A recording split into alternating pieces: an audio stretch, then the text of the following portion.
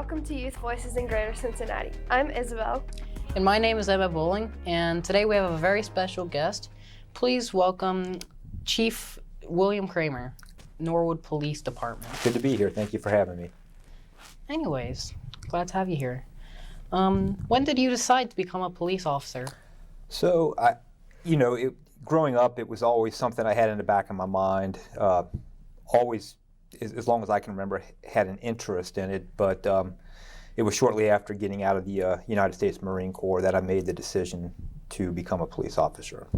What is your least favorite thing about being a police officer? Now, it's probably just having to do a lot of paperwork. When I was younger and before I became the chief, it was probably missing a lot of family events and such when you have to work holidays or nights and you miss, your kids' sporting events and such like that. How long have you been a police officer? So I've been a police officer for 28 years now. I started in 1991. Before you were born, I imagine. Yep. Yeah. I was born in 2005. Yeah, long before you were born. When in the 28 years did you get the position as chief? I've been chief for 8 years, so about my 20th year I became police chief. What do you believe are essential qualities to being a police officer? I think probably the most essential quality, it would be just integrity, being honest and doing the right thing even when no one is looking. Certainly you need courage and you need compassion. We have 5 core values at the Norwood Police Department that we ask all of our officers to uphold, and that's commitment, integrity, pride, professionalism, and respect. So we expect them to be committed to the citizens, certainly to have integrity, to be professional in all they do, both their appearance and also how they handle themselves with the public. Respect, they got to be respectful not only to their coworkers but also to the people they interact with on a daily basis. What influenced your choice to become a police officer? My uncle was a police officer. He worked for the city of Norwood for a number of years. I was certainly influenced by him and some of the people that he hung out with. Being in the Marine Corps, it's police work is kind of quasi-military, so certainly being in the Marine Corps probably influenced me also. But just, people I grew up with, knowing them as police officers, and that was probably my biggest influence. Are you still learning anything about your job today? Right, you learn every day. It's a never-ending learning process. I still go to classes, I still go to schools. Being a police chief is different than being a patrol officer, and I'm still learning what it means to be a police chief after 8 years. So, what are you most proud of doing as a police officer? Certainly the friendships and relationships I've made over the number of years I've been police officer is probably what I'm most proud of. If it's a specific event, that you're asking me about, I would say. Probably since I became police chief, we started Shop with the Cops. So each year we take 10 to 20 kids shopping and buy them Christmas presents. And that's something I'm really proud of because it's really good to see, those less fortunate that we're able to help out. So, what's the most stressful / dangerous situation you've been in? About, 22 years ago, 22 years ago, we responded to a domestic situation down on Sherman Avenue. And there was a guy in the house who was firing shots, and we all took up positions on the house. At the time, the police captain was Mayor Thomas Williams, if you know Mayor Williams, and he went into the house, tried talking to the guy, and the guy fired a shot and shot the mayor, or at the time the captain, and that was a very stressful situation. It was scary, and you didn't know how he was going to be, and something I'll never forget. How long did it take for the mayor to recover? I would say maybe 5 or 6 weeks. He got shot kind of in the upper arm, so he was lucky. But I can't remember if it was his left or his right arm. Actually, I think it was his left, so it was very close to his heart, I believe. But he wasn't out too long, so he was fortunate that it struck him where it did and not somewhere more vital. Have you ever gotten injured while on duty? So I've never got seriously injured on duty. I've sprained a shoulder. I remember running after a person one time from a traffic stop and kind of going downhill, falling and hitting my shoulder. But I've never lost a day's work due to an injury. So I've had some scrapes and bruises, and such like that, but nothing that's, I've never had anything that cost me time off of work, fortunately. What is your like everyday situation? As a police chief, you got to remember I'm sitting behind a desk most of the time. So, but if you're asking like an everyday situation for a police officer, it's really just right now we deal with a lot of heroin overdoses on a daily basis. We have a lot of domestic situations, husband and wife fighting, some disorderly conducts, people that have been drinking too much and just are misbehaving, OVI, a lot of people driving intoxicated. So those are kind of the situations that we deal with on a daily basis. Robberies, we make a lot of traffic stops just enforcing traffic violations. Sometimes those turn into something more. So, How many robberies do you think you've been involved in as a police? over my career, Yeah. I don't know. It'd be tough to put a number on it. I would say upwards of 100. I couldn't say for sure. I mean, robberies can entail a lot of different things. So, it's not just like a bank robbery. I mean, you have just robberies, strong arm robberies that happen on the road. If somebody, even if somebody came and if you were carrying your backpack and they pushed you down and stole your backpack, that's a robbery. So you might, when you think of robbery, I think you think of a hold up with a gun, but it's not necessarily that. What does your family think of your career? My family has always been very supportive. My wife, when I met my wife, I was already a police officer. I've been a police officer at that time for 3 years, I guess, something like that. So she was always supportive of me. In fact, she's the one that, at the time, I was not working for Norwood. I was working over in Elmwood Place, and she's the one that pushed me to come take Norwood's test, and she's always been supportive. We have 4 kids. My son's 20. I have 3, and then I have 3 daughters, 18, and then 10 and 9, and they've been as supportive as kids can be. They've understood that sometimes, due to my career, I've had to miss certain events, and while I'm sure they're sad, they understand that that's what happens. How do you manage to stay calm in times of emergency? So I think part of it is just experience. By nature, I'm a pretty calm person to begin with. I just by nature, I don't get too worked up over things, but part of it's just learning and experience, and part of it's for me to stay calm sometimes it's just about taking deep breaths and taking a step back, and it's certainly if it's a fast moving situation, you don't always have that that luxury of necessarily taking deep breaths, but you just try to remain as calm as you can. How much longer are you expecting to be a police officer for? So that's a great question. I could have retired 2 years ago. I'm still relatively young, not compared to you, but I still have 2 young kids at home and 1 in college, and my son is in the Marine Corps, so it makes sense for me to work a little while longer. My goal is kind of about 2 years and 10 more months would be how long I plan on working, but that could change. So it won't. I don't think it'll change to stay any longer, but that definitely is my goal. Why such a short amount of time? At that point, I would have 30 years in, and I think it'd be time to move on and give somebody else a chance to become a police chief and do my job. What is the physical requirement of being a police officer? When I came on, I didn't have a physical requirement, neither with Norwood or when I went to the police academy. The police academy now has a physical requirement. I think they have a 1.5 mile run. I don't know what the time requirements are, and then I believe they do push-ups and sit-ups, and I don't know what the numbers are. But to get on, we just actually this past Sunday, we gave our physical agility test because we are getting ready to hire. And so our physical agility takes place at the high school football field, and it requires that the person run 1 lap around the field, 1/4 mile. And then on the football field, we have different obstacles set up, going over tires, through cones, through a window. You got to drag a big 150-pound dummy about 20 feet, do some push-ups, and then you finish up with a 1/4 mile run around. You have to do that, I believe, in under 7 minutes. So we had 27 people come out, and all 27 passed it. So that was really good to see.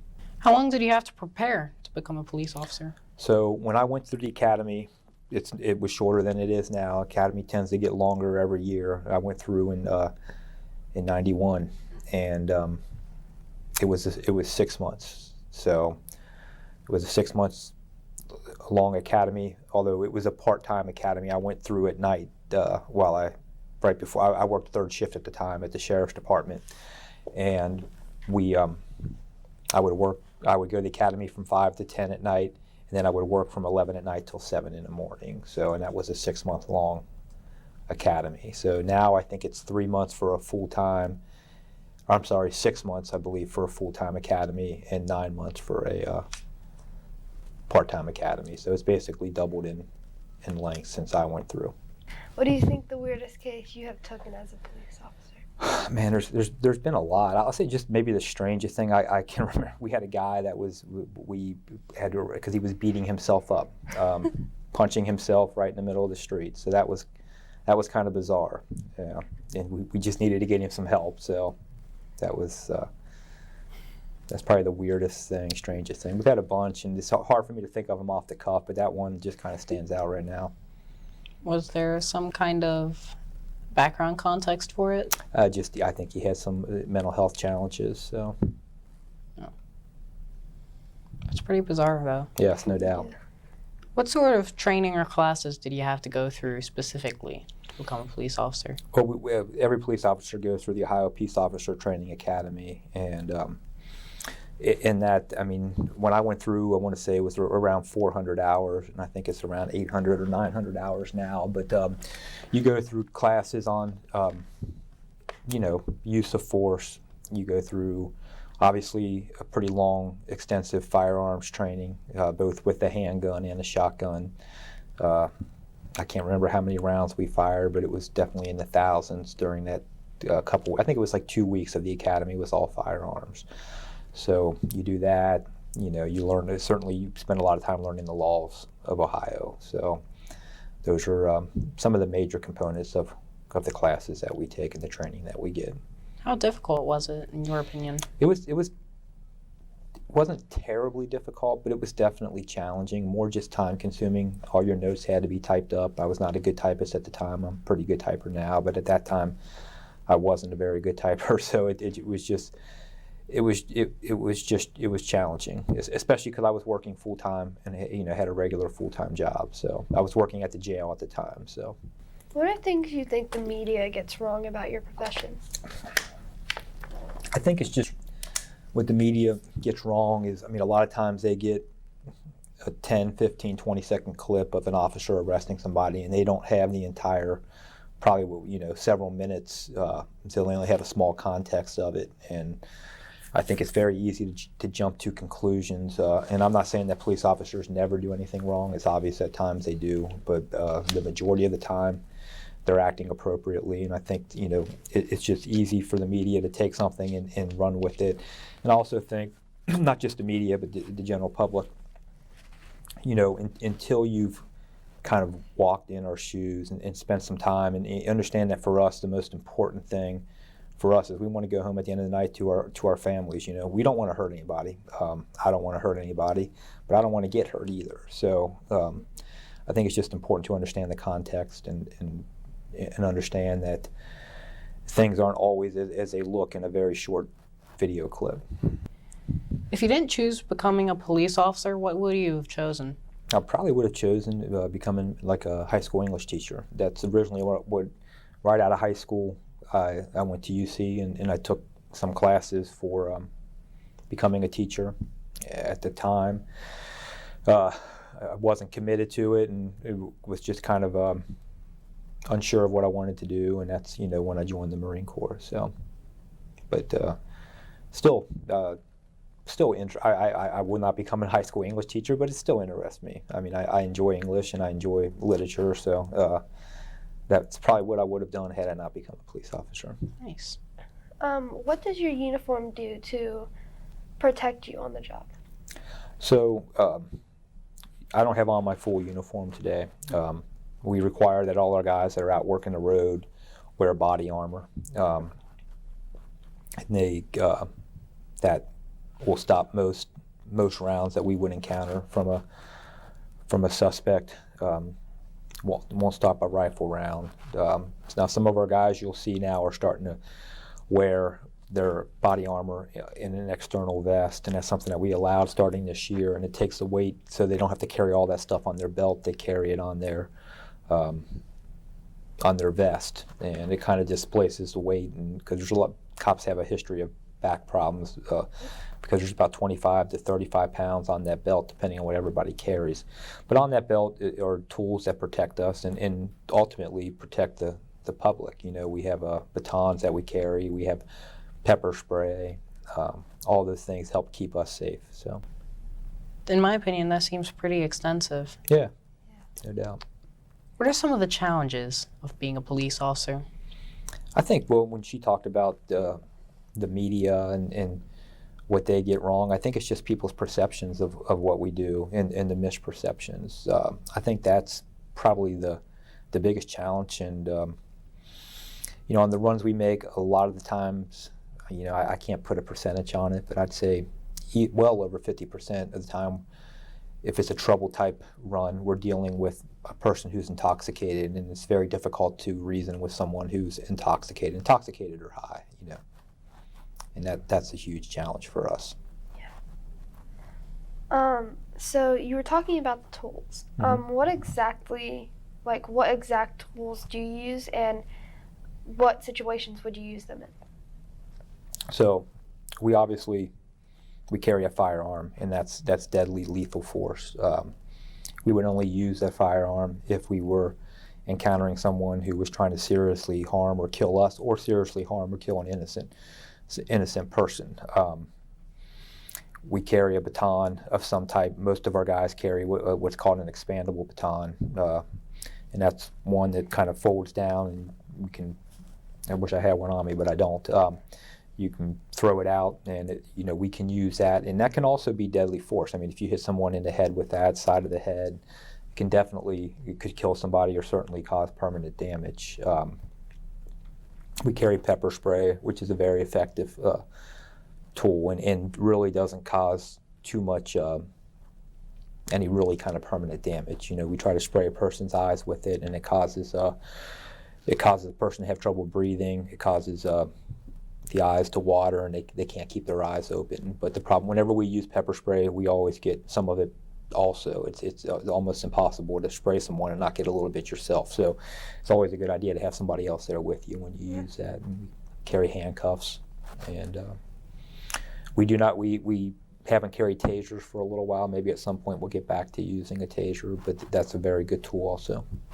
Is there also a mental requirement to becoming a police officer? There is. So whenever we hire someone, we give somebody what's called a conditional offer of hire. And the two conditions are that they pass a medical screening. So they go to a doctor and they make sure that health-wise that they're fine, heart and everything. But they also have to go through a psychological exam. So they go to a certified psychologist, and they take a pretty long, lengthy test, both written and an oral interview with a psychologist, and then that psychologist will give us a report if that person is fit to be a police officer. Probably 90% of the time, the people are found to be fit. We've had it before where the person has come back not a good fit due to their psychological makeup. Have you ever had any open or like public discussions about your job? Yeah, I mean, you know, we've had like town hall meetings before. You know, we're always open to discussions. Obviously, this is an open discussion with you guys. We come over here once a year for the career day. I think it's here at the middle school. We'll be back. I think it's December 4th this year. So, yeah, I mean, we're willing to talk anytime with anybody that would like to learn about what we do. What's your favorite thing about being a police officer? My favorite thing about being a police officer, you know, I think for me it was just kind of the independence that you had. As I told you now, as a police chief, I mean, I'm pretty well tied to a desk. I do get out every now and then, but my job is mainly administrative. So, but when I was an actual police officer out on the road, I enjoy the independence. You know, you really work with a lot of freedom. You're given a lot of responsibility. You have the ability to take somebody's freedom away, and that's a huge responsibility. So I enjoyed the fact that at that time that I wasn't tied to a desk. I could go out, drive around, and I could kind of do what I wanted to do. I could be as busy as I want, or, you know, if you kind of a slow night, you can either decide to get into stuff on your own, or you can kind of take it easy that night. So. Yeah. What do you want other people to know about your profession? I think I've kind of already hit on it, but just that for us, the most important thing is being safe, going home at the end of the night. We're not out. We don't want to hurt anybody. We are there to help, and I know there are people that don't believe that, but I can tell you, you know, on a personal level, that's true, and with everybody that I've worked with, I don't know anybody that wants to hurt another person, but we just, you know, at the end of the day, we want to go home, see our families, and be safe. So It's really interesting. yeah. Anyways, thank you for coming over here for Youth Voices of Greater Cincinnati. No, thank you. I appreciate it. I had a great time. Thank you, Isabel. This was Youth Voices of Greater Cincinnati with the Police Chief of Norwood. And as always, signing out. Thank you for watching.